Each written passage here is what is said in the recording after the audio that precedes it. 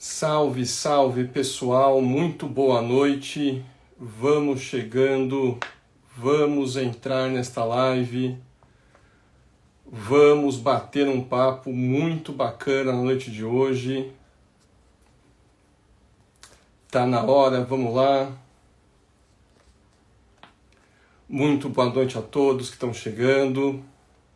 Nosso convidado já entrou também. Pode pedir para convidar, para participar da live, convidado. Muito bem, pessoal. Eu me chamo Marco Oliveira, sou médico intensivista, sou supervisor médico em educação continuada no EMED Group e a live de hoje é mega especial. Eu já vou aceitar nosso convidado porque está nos esperando aqui.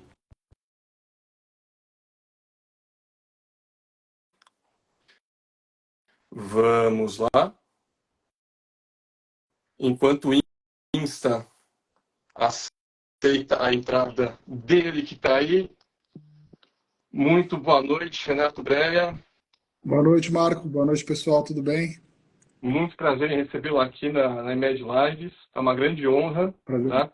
Fazer as devidas apresentações, né? O Breia é economista formado pela PUC de São Paulo, né? Ele tem especialização em Wealth Management pela Universidade de Colômbia, né? É planejador financeiro e sócio fundador da Nord Wealth. Esqueceu alguma coisa, Breia? Não, é isso aí. Muito bom, muito bem-vindo, né? Breia está diante aqui de um público médico, né, que deve corresponder a uma parcela expressiva de seus clientes. E o tema de hoje é provocativo, né? Assim, plantões muito além dos boletos, né? Médico e profissionais de saúde como um todo trabalham bastante, né?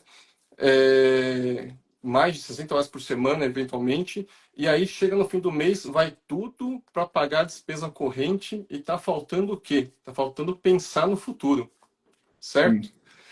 Tá. Aí queria perguntar para você, e pessoal, quem está acompanhando a gente, pode ir postando as perguntas aqui no chat, tá bom? A gente vai trazer para o Breia para responder, bater esse papo, trazer ideias também, né?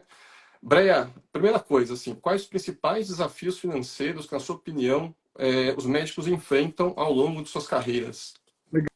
Legal. Eu acho que, assim, a maioria das pessoas... Acho que o médico tem uma questão muito particular, né? Assim, eu trabalho no mercado financeiro já há quase há 20 anos e fazendo gestão de patrimônio há quase 10, né? E o que eu percebo, né, é que psicologicamente os médicos, por terem gasto às vezes 10 anos da vida ali só se dedicando, estudando, às vezes não ganhando quase nada, né? Quando eles começam a ganhar algum dinheiro, eles têm uma ânsia muito grande em mudar de vida, né? E ter uma qualidade de vida um pouco melhor. E aí é muito normal, nesse momento onde ele está começando a ganhar um pouco mais, ele vai, né, buscando uma vida um pouco melhor, né, e que é natural do ser humano, acho que todo mundo tem que buscar isso, né, afinal, a medicina, ela exige muito da pessoa ao longo da vida toda, né, mas especialmente nesses 10 primeiros anos, onde você se dedica muito, né, no cursinho, depois na faculdade, a Residência residência, médica. exatamente. Assim, eu vejo que quando ele começa a ganhar algum dinheiro, ele fala assim, bom, agora finalmente eu posso gastar, né?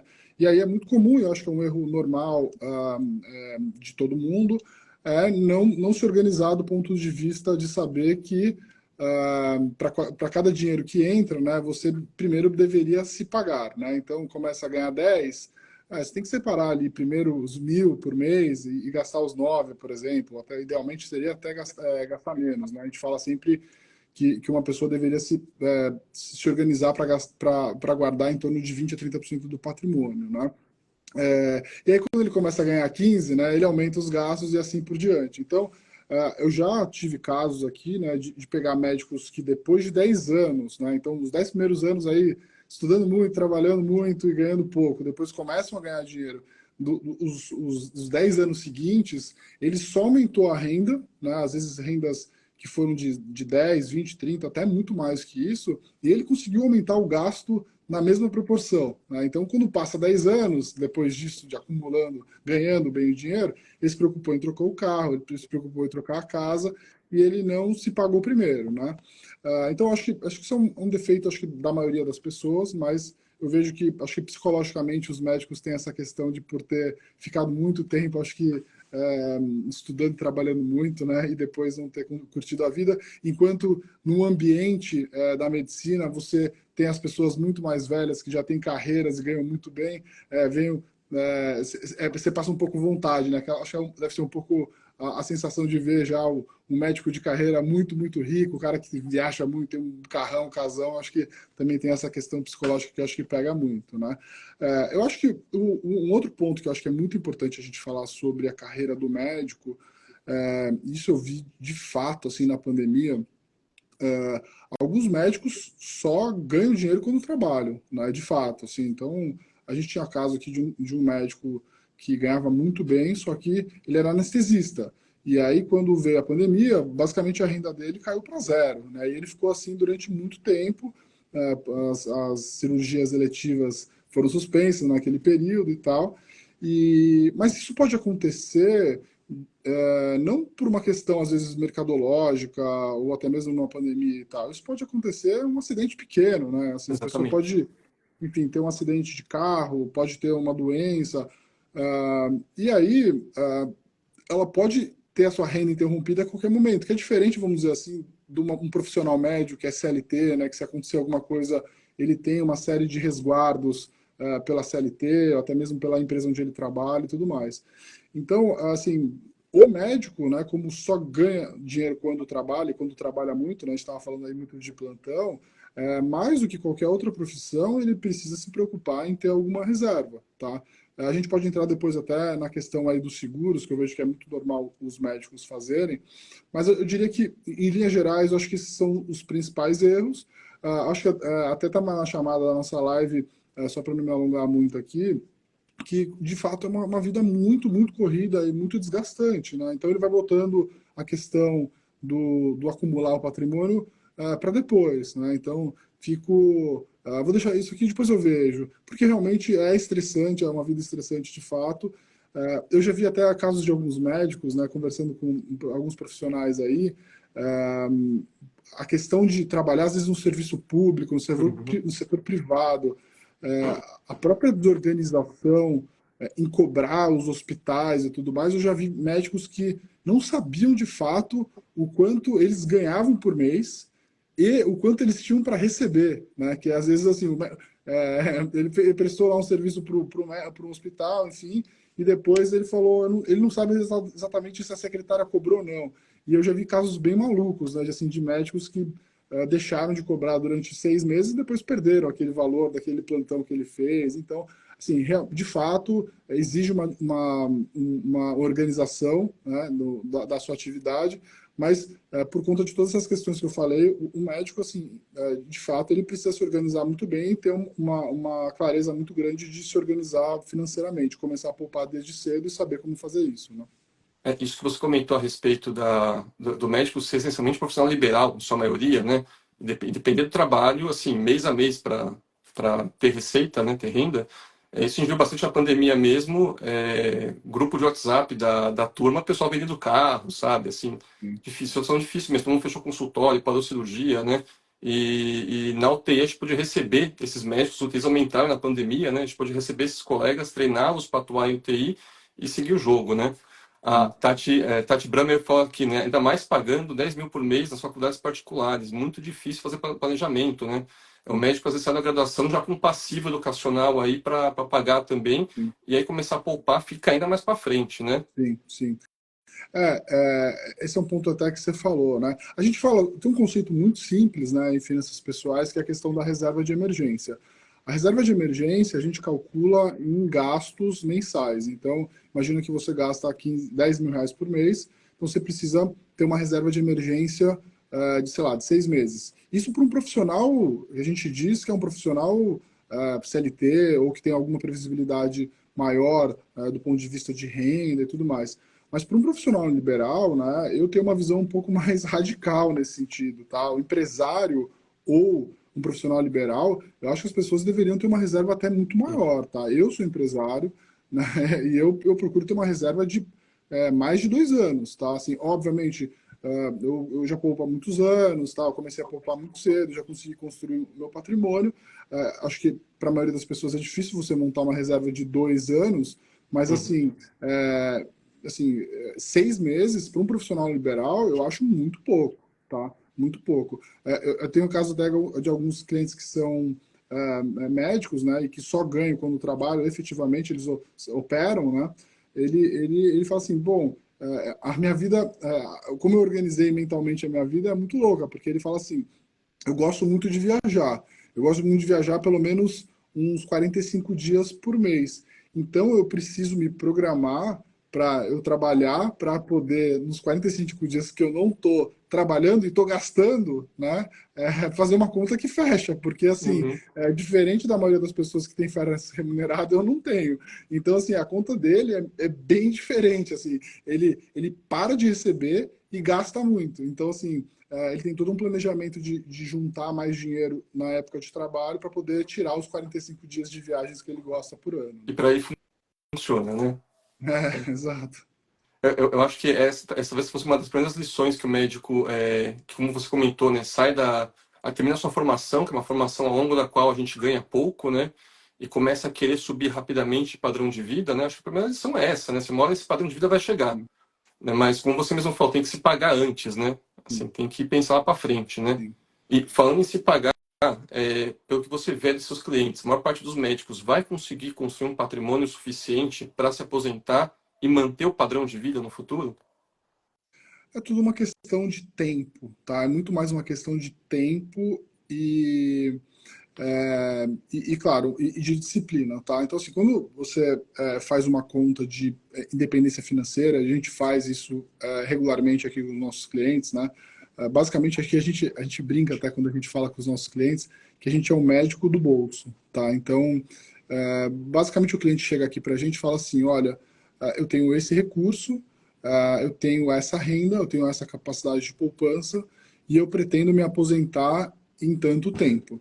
E a questão do aposentar é muito pessoal, porque tem pessoas que falam assim, eu não vou aguentar trabalhar além dos 60 anos, ou existem pessoas que falam assim, eu pretendo trabalhar o resto da minha vida. Então, essa pergunta é muito importante, né? Que é assim, quando você imagina que você deixa de ter renda e passa a usufruir em cima do patrimônio. E é uma conta muito simples, né? Patrimônio atual, capacidade de poupança, uma taxa de juros que você estima mais ou menos, pode ser um pouquinho mais, um pouquinho menos, né? E o tempo. Uhum. E assim como é ruim para o médico quando ele vai fazer uma consulta e o paciente não está numa condição de saúde boa, eu também tenho essa mesma frustração, que é quando vamos dizer assim, o cliente chega para a gente e já está com seus 60 anos, vamos dizer assim, e ele já está morto financeiramente. Morto financeiramente, o que isso significa? Ele não vai conseguir, com o patrimônio atual e a capacidade de poupança atual dele, no período que ele se pretende aposentar, ele não vai ter patrimônio suficiente para poder viver o resto da vida. Ao ponto de que, se ele viver demais, vai acabar o patrimônio antes disso. Tá? Uhum. Existem até vários estudos, né, lá fora que dizem que as pessoas preferem morrer do que virar um problema para a família, virar um problema financeiro para a família. E o que de fato acontece é isso. Tá? Então, o que eu diria, né, para as pessoas que estão assim, que nos assistem aqui, que estão em começo de carreira, pode parecer muito óbvio essa história, mas assim, o quanto antes você conseguir ir atingindo, vamos dizer assim, primeiro a sua reserva de 6 meses, 12 meses, né? Beleza, aí atingir esse primeiro objetivo. Segundo objetivo, vou começar a diversificar pensando mais no longo prazo. Depois, vou começar a pensar no investimento em previdência para você ter um investimento já pensando em 10 anos, para ter várias vantagens do ponto de vista tributário, enfim, de começar a diversificar também mais o patrimônio. Isso é claramente possível, né? Pessoas que ganham acima de 30 mil reais por mês, elas estão aí no 1% dos brasileiros. Os Então, brasileiros. né, dos brasileiros. Então, é só uma questão de você se organizar, e quanto antes você começar, melhor. Tá? Então, assim, eu acho que é bem possível, tá? Isso eu vejo acontecer. É uma questão de equilibrar as contas, tá? É realmente equilibrar essas contas, eu acho que é bem possível, mas, assim, de novo, como eu digo, assim, faz muita diferença quando você começa. Por mais óbvio que isso pode parecer, quanto antes você começa já a criar essa reserva, e principalmente não entra nesses grandes detratores de patrimônio ao longo do tempo, que é, bom, vou comprar meu primeiro carro, beleza, aí vou comprar minha primeira casa, aí vou trocar de carro para um carro melhor, aí vou trocar de casa. Às vezes a pessoa já está com 40 a 45 anos e acumula um patrimônio muito pequeno, e aí fica uma coisa muito difícil de atingir lá na frente, tá? Então, acho que todo mundo, principalmente o médico, que eu gosto muito de conversar com os médicos porque realmente são pessoas muito inteligentes e conseguem entender muito bem. E eles veem valor no especialista, né? Então eles me procuram da mesma forma que você procura um médico especialista para tratar algum problema, os médicos procuram a gente porque eles veem valor na especialidade, né? E então, assim, quando a gente passa alguma informação para ele, na maioria das vezes eles conseguem seguir essas recomendações. Mas, assim, acho que é bem possível, tá? Então a gente pode aqui discutir mais questões, mas acho que dá, sim, super, né? Com 20, 30 mil reais, dá sim para você ter um bom planejamento, atingir a liberdade financeira em 30 anos, 35 anos, que, vamos dizer assim. O médico também tem um pouco dessa vantagem, que ele consegue trabalhar até um pouco mais tarde. Geralmente ele trabalha, né, até um pouco mais tarde, né? Sim, sim. Em especial o pessoal de especialidades ambulatoriais, né? Que tende a construir clínica, consultório, vai levando até mais tarde mesmo, né? Em compensação, né? Talvez você tenha visto a chamada da live, inclusive, a nossa colega Heloísa comentou, né? Que tem um erro frequente que os médicos cometem, né? Que é uma grande armadilha de receita do médico, né? Que é começar a quantificar os novos gastos em termos de plantões que ele vai amortizando cronicamente, sabe? Então, se for trocar o carro, por exemplo, então para trocar o carro, vou financiar, vou precisar de 3 plantões a mais por mês. Aí põe na agenda ali por um ano esses plantões a mais, né? E acaba que, assim, chega no fim, você trabalhou muito mais do que precisava, mesmo do que deveria, eventualmente, né? Esse dinheiro foi embora e não poupou nada, né? Sim. É, Eu acho que tem uma coisa legal que eu já conversei com alguns médicos, que é assim, é, acho que as pessoas trabalham muito bem com objetivos, tá? uhum, Então, assim, você quer realmente. As pessoas põem muita energia em alguns objetivos. Infelizmente, alguns objetivos são muito materiais, né? Então, assim, eu vou trabalhar plantões para chegar no carro, vou trabalhar plantões para chegar em passivos, né? Quase passivos. Vou comprar um relógio, vou viajar, etc. Então, acho que esse é um problema, né? Mas tem uma conversa que eu tive uma vez com um médico, ele trabalhava para basicamente 3 empresas, né? E ele odiava um dos trabalhos. Ele falava assim, pô, um desses meus trabalhos que me pagam melhor, eu preciso me deslocar para outra cidade, é um plantão muito longo, eu não gosto de fazer isso. E basicamente ele procurou a gente porque ele queria ter um planejamento financeiro para ganhar menos. Ele fala assim, cara, eu ganho muito, só que eu odeio essa parte do meu trabalho que, que eu faço, né? Então, enfim, ele tinha basicamente trabalhava para 3 empresas, trabalhava no setor público, e um deles eu odiava. Então ele falou assim, quanto tempo eu preciso continuar trabalhando nesse trabalho que eu odeio, ao ponto de reduzir minha renda, né? Então, no caso era assim, sei lá, 60 mil, ele ganhava super bem, ele falou, cara, eu quero ganhar 40 mil só que realmente é um valor muito bom que eu ganho. Quanto que eu preciso juntar, né, desses 20 mil por mês para que o meu patrimônio renda 20 mil por mês e eu não uhum. precise mais A fazer esse diferença trabalho? vem via renda passiva, né? Exato. Vem a renda passiva.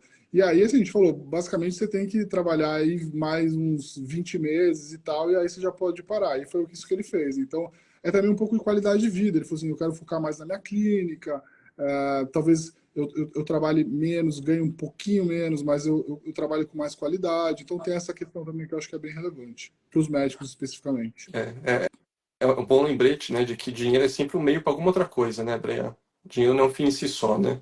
E a Sim, gente que lida com saúde tem que lembrar disso, sim. né? Então, a gente começou a falar de planejamento patrimonial, né? Assim, você me colocou que o ponto de partida é começar cedo, né? E ter as finanças pessoais em ordem, né? Afinal de contas, a gente poupa aquilo que sobra depois dos gastos do mês, né? Como é que a gente prossegue nesse planejamento patrimonial do médico para o futuro? Tem esse outro problema, né? O médico tem esse outro problema, que é o seguinte, que às vezes os pagamentos são muito fracionados, né? Então, assim, para mim, por exemplo, aqui na Nord, eu recebo todo dia 30, a gente distribui aqui, né, um prolabore e tal. Então, para mim é muito fácil me organizar. Eu recebo no dia 30, as minhas principais despesas estão logo no começo e eu Uhum. consigo, né, poupar. Eu poupo e depois eu pago as minhas primeiras despesas ali no começo do mês. Então, assim, para mim é muito fácil me organizar. E a gente faz distribuições de lucro quando tem bônus e tudo mais. A vida do médico é mais difícil. Às vezes ele recebe pagamento todo santo É. dia, né? Então, assim, de fato, não tem como você fugir de uma organização financeira, né? Eu até conversei com alguns médicos que a ideia deles era desenvolver hoje aplicativos de alguma forma para facilitar esse dia a dia de ele saber qual que é o fluxo médio do mês. Basicamente é assim, você tem que entender mais ou menos qual que é o teu fluxo normalizado. Então, pega os seus últimos 12 meses, Uhum. pega qual que foi o teu pior mês, qual que foi o teu melhor mês, né? Dependendo se for um médico que recebe, né, por horas trabalhadas, vamos pensar assim. Pega o teu pior mês e fala assim, sobre o meu pior mês, eu preciso me comprometer a poupar uma parte. E assim, eu acho muito importante você separar as contas, né? Eu acho que isso facilita muito as suas caixinhas. Então, Uhum. você tem uma conta lá onde você recebe teu fluxo e tal, e paga todas as suas contas, e você tira esse dinheiro para uma outra conta, né? Uma conta de uma corretora, quase que como uma forma de que aquele dinheiro que entrou ali é um dinheiro que não vai voltar, é o teu Uhum. dinheiro para o futuro. Então, acho que isso, de alguma forma, ajuda a se organizar, tá? Assim, ter duas contas. Eu vejo também que, às vezes, os médicos têm três, quatro contas, trabalham no serviço público, precisa receber pelo Banco do Brasil, isso piora toda a questão. Mas o que eu diria que uma forma muito boa de se organizar é você ter uma conta investimento e quase que se comprometer que naquela conta investimento é uma conta que não sai o dinheiro, tá? Até deixar um pouco de uma reservinha de um mês, 2 meses na tua conta corrente, mas o teu, que é teu investimento, que é questão de curto, médio e longo prazo, deixar numa conta separada como investimento mesmo. Tentar não atrelar o cartão de crédito a essa conta, né? Porque é tentador, né? Exato. Muito bom. Queria perguntar para você a respeito de previdência privada. Tá? Assim, Uhum. qual que você acha que é a importância, qual que é o papel da previdência privada no portfólio de um médico? A previdência, né, ela é um instrumento que ela tem benefícios muito bons para o longo prazo, principalmente, tá? Basicamente você tem dois tipos de previdência. O PGBL, que é para quem recebe CLT, e aí você tem um benefício imediato de você reduzir a sua base de cálculo anual. Então, você pode contribuir até 12% da sua renda bruta, e aí esse valor você aplica na Previdência, você vai ter um desconto do imposto que você vai pagar de renda naquele ano. Então, esse é o PGBL. Para a maioria dos profissionais liberais, o PGBL não faz sentido. Você tem que pensar no VGBL, que é uma forma de você acumular patrimônio, né, em produtos financeiros, que aí, obviamente, você precisa ser seletivo, né, escolher bons ativos. Antigamente, a gente tinha previdências muito ruins, porque elas eram essencialmente bancárias, basicamente só os Uhum. bancos ofereciam previdência, você não tinha aí uma indústria de fundos e plataformas de investimento oferecendo isso. Hoje não, a indústria de produtos de previdência melhorou muito, eu diria que você tem produtos tão bons, não de previdência como de previdência hoje, e aí a previdência você pode usar como instrumento de acumulação de patrimônio de longo prazo, com benefícios de tributação de curto prazo muito vantajosos, né? Porque na previdência você não tem incidência, por exemplo, de come-cotas, que é uma coisa ruim, que vai tirando dinheiro do seu patrimônio ao longo do Vai tempo, comendo a rentabilidade no meio do caminho, né? vai comendo a rentabilidade no meio caminho, e você tem uma vantagem de longuíssimo prazo, que é pagar 10% quando você depois, lá na frente, por exemplo, quiser se aposentar e recolher esses investimentos. Tá? A Previdência também tem um fator muito importante no momento que a pessoa já conseguiu construir algum patrimônio, que é alguma proteção do ponto de vista de sucessão. Tá? Então, imagina que o médico ele já atingiu alguns certos objetivos ao longo do tempo. Ele já fez a sua reserva de emergência, ele já tem um patrimônio mais ou menos aí legal, aí, em torno de, sei lá, 500 mil, R$ 1 milhão, vamos pensar assim, e aí ele pode já começar a pensar em ter aí 10% do patrimônio em previdência, principalmente no caso de ele ser o principal provedor da casa, ele ter, por exemplo, vários dependentes, porque os 12% ou os 10% em previdência, né, caso ele venha acontecer alguma coisa, esse dinheiro ele já fica ele é disponibilizado imediatamente caso ele venha a faltar. Tá? Então, a Uhum. gente acaba usando a previdência por várias questões. Por ser um instrumento de longuíssimo prazo muito interessante, por ter benefícios de tributação de curto prazo, como a questão do come cotas, mas por ele ter essa questão de blindagem patrimonial do ponto de vista de sucessão. Então ele pode ser usado caso, né, esse médico venha a faltar, e principalmente quando ele é o principal provedor da casa, tem vários tem vários, um marido, Dependentes. o David tem vários dependentes, enfim, Uhum. esse dinheiro ele fica disponível imediatamente caso venha a faltar, tá? Então é um instrumento que a gente acaba usando também para ajudar e faz muito sentido, principalmente no caso dos médicos, né? Perfeito. Agora, uma pergunta que talvez vocês recebessem muito mais antes de ter tanta informação disponível a respeito de educação financeira na internet, né? Assim, mas qual é o melhor investimento para eu fazer, né? Onde que eu vou aplicar agora, né? Quando a gente pensa, na verdade, em diversificar investimento, em criar uma carteira diversificada, né? Queria que você explicasse um pouquinho para quem está vendo a gente o porquê da diversificação da carteira. Assim, acho que a pessoa ao longo da vida ela vai tendo a possibilidade de ir pensando o seu patrimônio de várias formas e com o seu perfil e adequado ao seu perfil, né? A ideia de Uhum. você ter uma carteira diversificada é para você evitar riscos específicos, né? Mas também tem uma carteira que ela conversa com a sua vida. Então, você ter ativos que vão rentabilizar bem no curto prazo, que você pode eventualmente resgatar um no momento que você quiser, que nos casos aí são os pós, a renda fixa pós-fixada.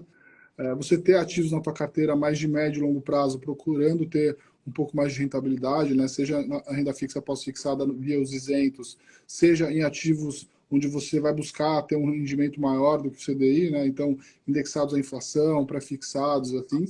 E depois você vai tendo a possibilidade de tendo ativos mais de longo prazo que vão te dar um retorno maior a médio e longo prazo, né? Então a gente pensa na diversificação não só por uma questão de reduzir o risco da carteira, mas também porque a diversificação ela permite ter vários ativos que vão conversar com vários prazos para essa tua carteira, né? Ter ativos mais conservadores de curto prazo e ter ativos mais arrojados de longo prazo, né? E dentro dessa parte dos mais arrojados, a gente tem uma série de opções, tá? Você pode investir, por exemplo, em ativos lá fora, você pode investir em ativos alternativos, você pode até investir, por exemplo, um percentual da sua carteira em cripto. Isso, obviamente, vai depender de caso a caso, tá? Para as pessoas que estão começando e juntando dinheiro, obviamente, a prioridade é você ser mais conservador e atingir algum certo valor de patrimônio. Depois, à medida que esse patrimônio já está bem maior e a pessoa já atingiu algum tipo de liberdade financeira, aí sim ela pode ir tomando mais risco.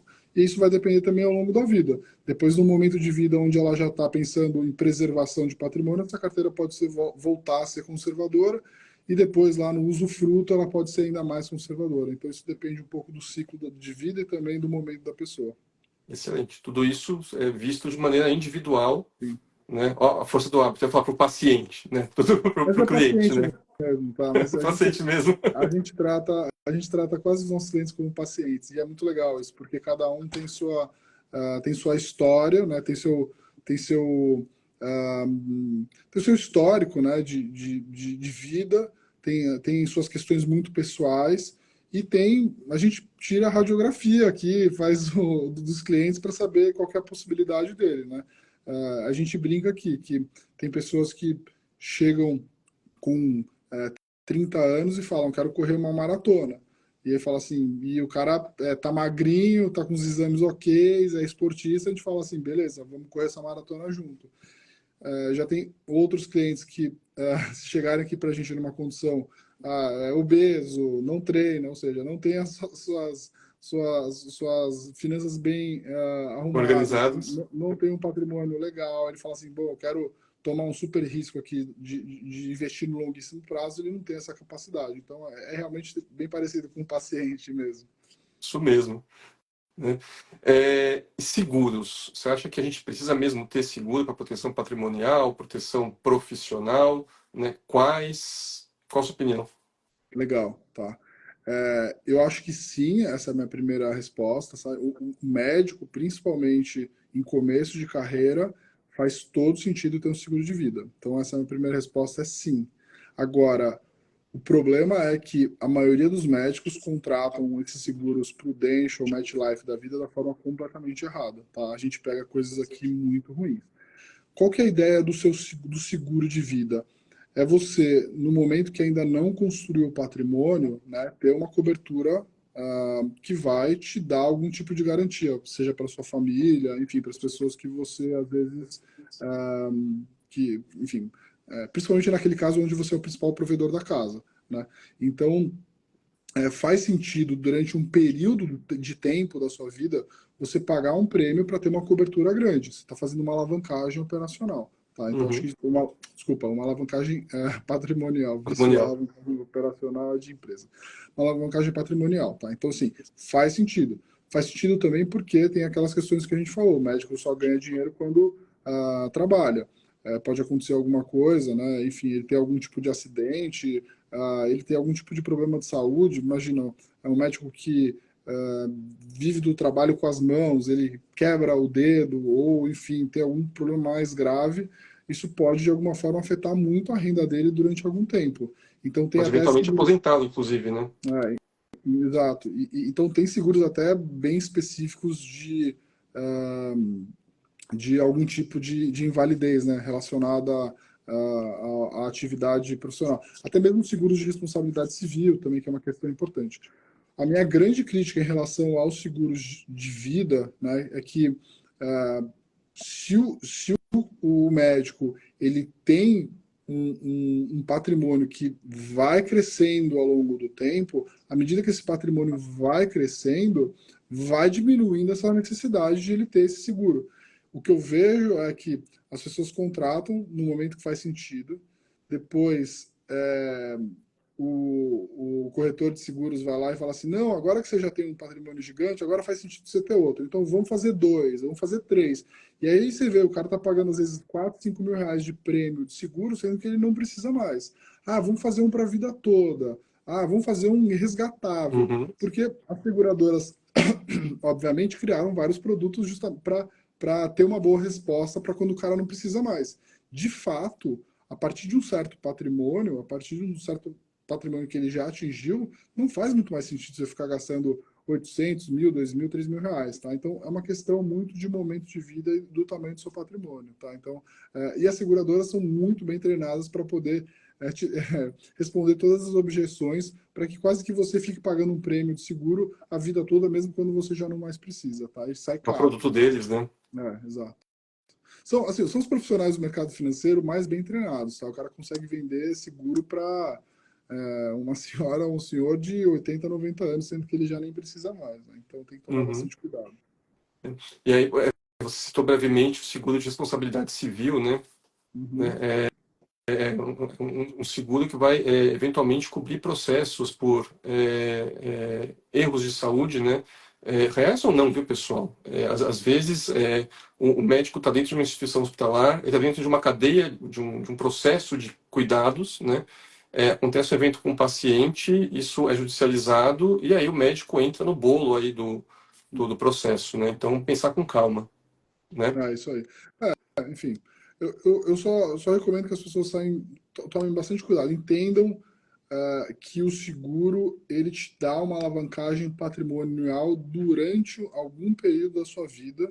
E aí, obviamente, você tem que fazer uma conta de prêmio e valor coberto, tá?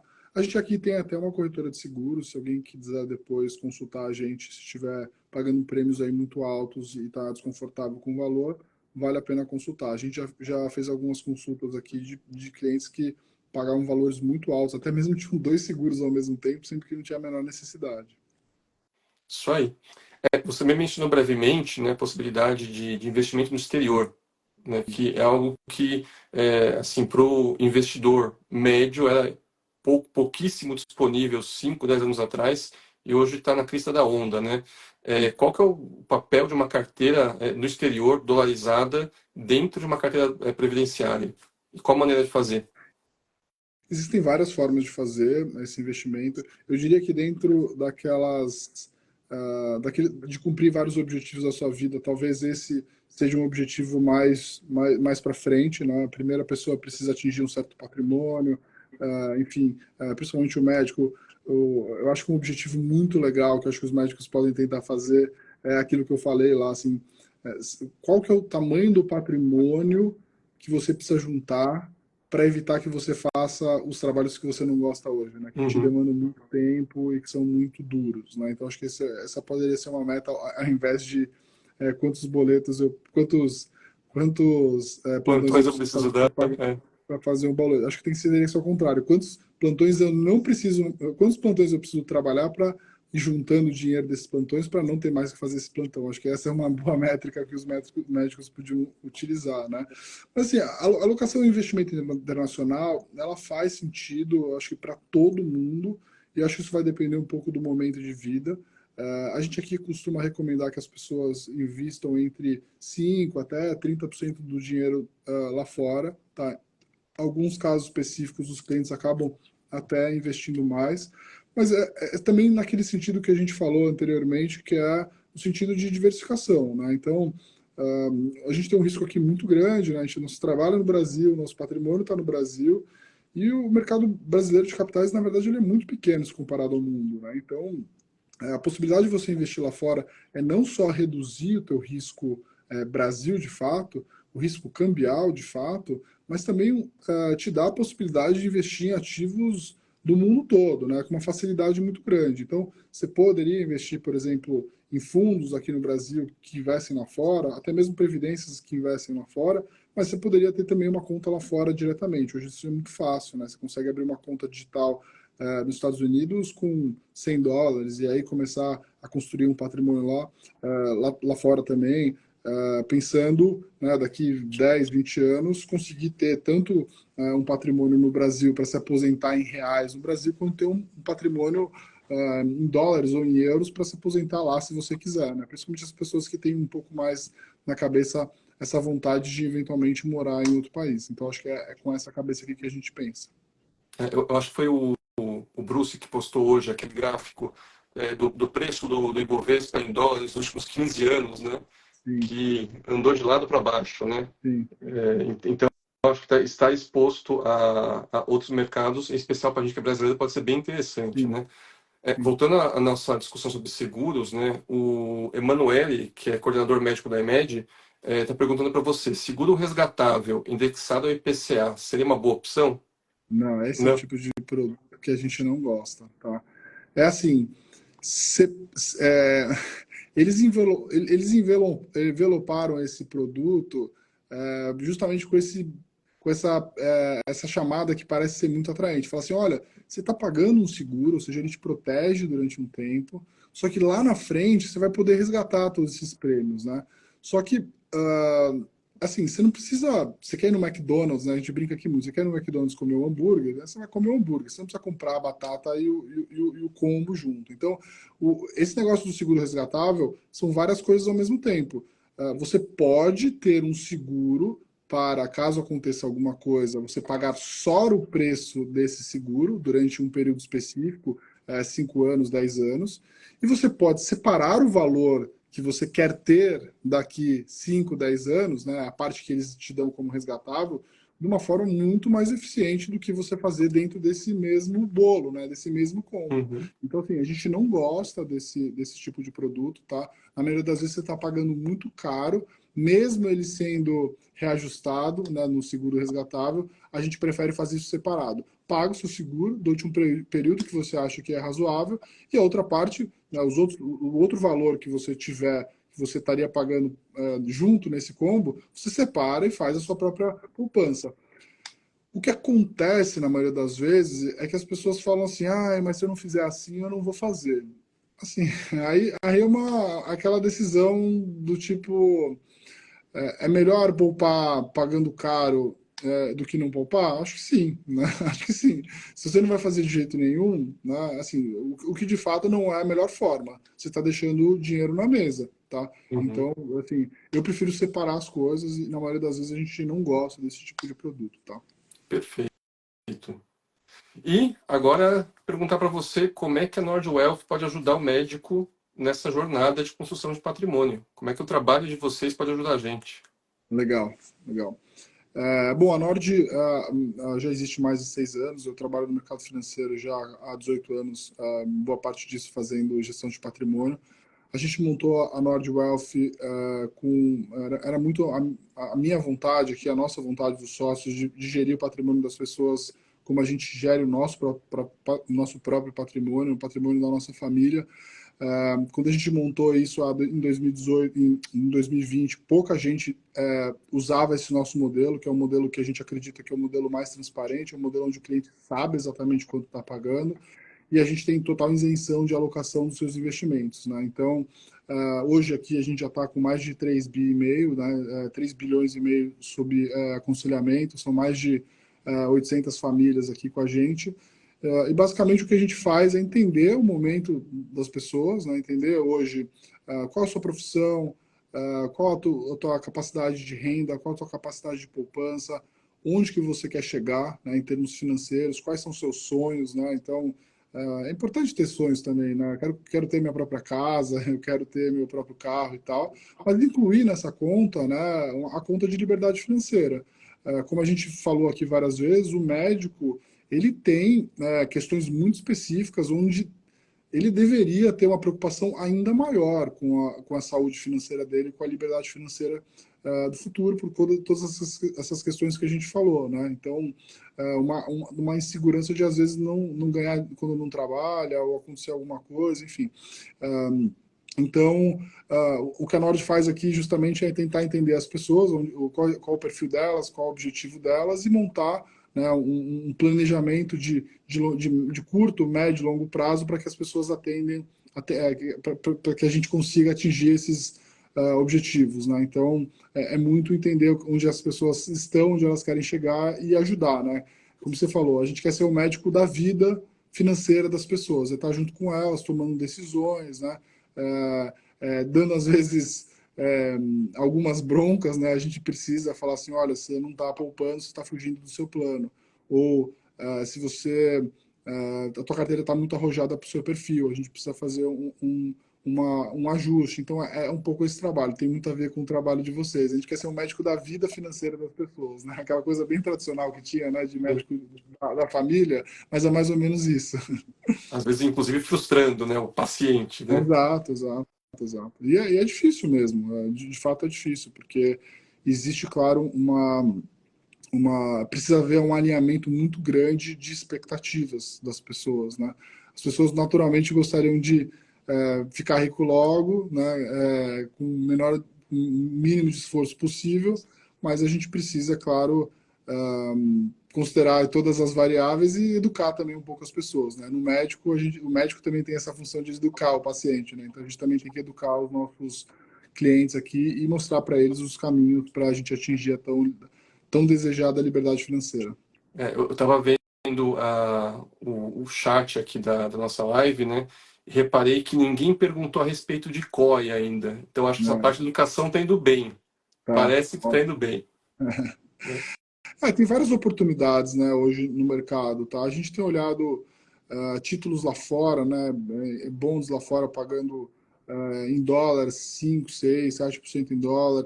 Aqui no Brasil você pagando títulos indexados à inflação, IPCA mais 6, 7, 8, de boas empresas. Então o mercado tem bastante oportunidade. Hoje, obviamente, a gente está num cenário bem difícil, com o cenário lá fora mais conturbado, com o cenário aqui no Brasil também político bem difícil, mas isso acaba dando opções boas de investimento, né? Então a gente está aproveitando esse momento que nas notícias estão ruins, mas que do ponto de vista de preço para ativos está bem interessante.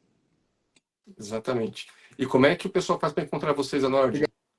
Legal. Assim, é só seguir aí no meu Instagram, tem um link, né, na bio, é só clicar lá, marcar uma conversa com o meu time aqui. O pessoal sempre marca uma primeira conversa para entender o perfil da pessoa. A gente faz o que a gente chamou de olhadinha da carteira, então as pessoas mandam as carteiras delas atuais e a gente marca uma conversa para justamente dizer o que a gente acha, o que a gente mudaria. E, enfim, os canais também tem no nosso site, né, nordwealth.com.br, mas no meu Instagram aí tem um link, é só clicar lá ou me mandar um direct, tirar as dúvidas também se quiser. Me manda que eu respondo lá, eu mando o link e a gente marca uma reunião aqui com o nosso time. Perfeito. Terminando aqui a live, que daqui a pouquinho a gente também põe o link de vocês, tá bom? Para o pessoal conseguir chegar mais fácil no serviço de vocês. Legal. Breia, muito obrigado pelo bate-papo. Foi super bacana, né? Eu estou prevendo que vai ter um convite para uma parte 2. Ótimo. Tá? Acho que Pode, tem bastante para discutir sobre esse assunto ainda. Tá bom? Valeu pela disponibilidade Imagina. e por conversar com nossos médicos aí. Prazer, quando precisarem, estou aqui à disposição. Sempre um prazer falar com vocês. Perfeito. Pessoal, a Med Lives volta dia 22 de novembro agora para discutir inovação, tá bom? Aguardamos vocês. Bom descanso a todos. Até a próxima. Tchau, tchau.